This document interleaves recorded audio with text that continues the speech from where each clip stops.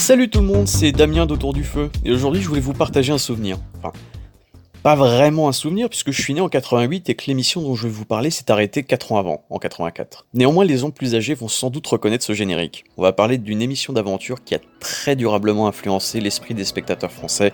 On va parler de la chasse au trésor.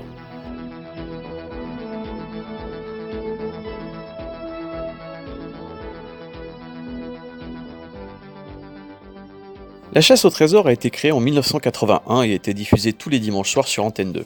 Le principe, un animateur en plateau, dont Philippe Gildas, et deux candidats doivent guider à distance un aventurier dans un pays étranger, qui lui doit trouver un trésor à partir d'une énigme en 45 minutes top chrono. Je suis venu, c'est l'énigme, je suis venu saluer l'empereur une dernière fois sur le lieu de son embarquement. En souvenir, il m'a jeté une tabatière que j'ai enfouie, en passant, pendant mon retour, au pied d'un corps de pompe, dans les soubassements d'un grand édifice en construction. Tous les dimanches soirs, à 20h45 pétante, les spectateurs voyageaient et vibraient devant les exploits de l'aventurier Philippe de Dieuleveux. Tiens, parlons-en de Philippe de Dieuleveux. Si l'émission a eu autant de succès, c'est surtout dû au charisme et à la personnalité solaire de cet ancien parachutiste de l'armée devenu reporter d'images. Et Dieu sait qu'il donne de sa personne. Saut en parachute, plongée sous-marine, expédition en hélicoptère.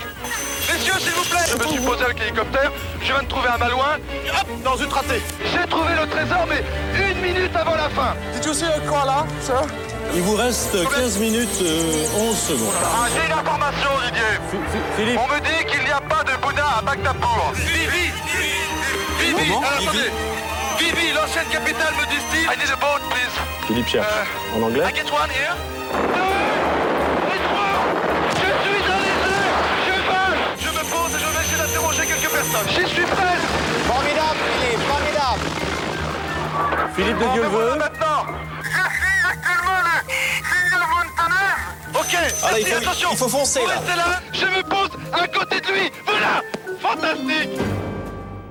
Les spectateurs de l'époque avaient l'impression d'être avec lui, d'explorer le Kenya, Cuba, le Groenland ou encore le Grand Canyon. Décidément, la chasse au trésor vous emmènera vraiment partout sur la planète, aux 4 coins de la planète, puisque je me trouve sur la place de la Révolution de La Havane sur l'île de Cuba.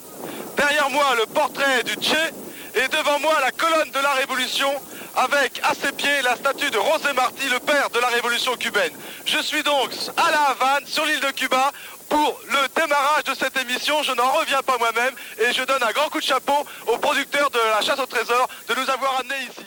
Pendant ce temps-là, il a sorti un disque pour les JO de Los Angeles.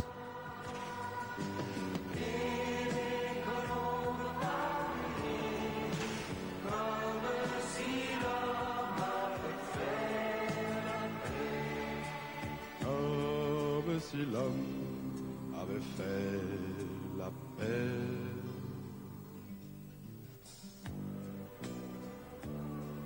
Ils auront tous en mémoire les noms de ceux qui furent les plus grands champions.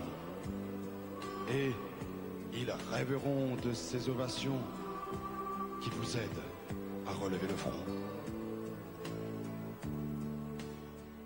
Puis sa biographie, J'ai du ciel bleu dans mon passeport, qui se vendra à pas moins de 300 000 exemplaires. Et pour la petite histoire, ce livre était présent dans la bibliothèque de mes parents et j'adorais le feuilleter quand j'étais petit. Un an après, en 85, Dieuleveux disparaît avec 7 autres personnes dans une expédition en bateau sur le fleuve Zaïre. Encore aujourd'hui, sa disparition est teintée de mystère. Accident, bavure de l'armée zaïroise. En 2006, son fils Tugdual est parti sur les traces de son père dans le documentaire Philippe de Dieuleveux, Enquête sur un mystère, qui, à l'heure d'aujourd'hui, est toujours disponible sur YouTube. La chasse au trésor et Philippe de Dieuleveux ont profondément influencé la télé d'aventure.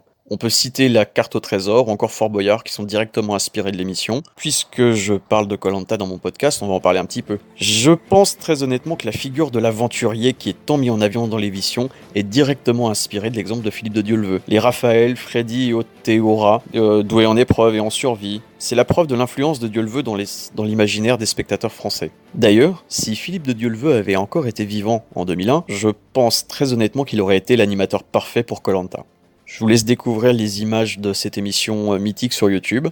Et d'ici là, merci de m'avoir écouté et à bientôt. So 80s, is part of the Podcut family of podcasts.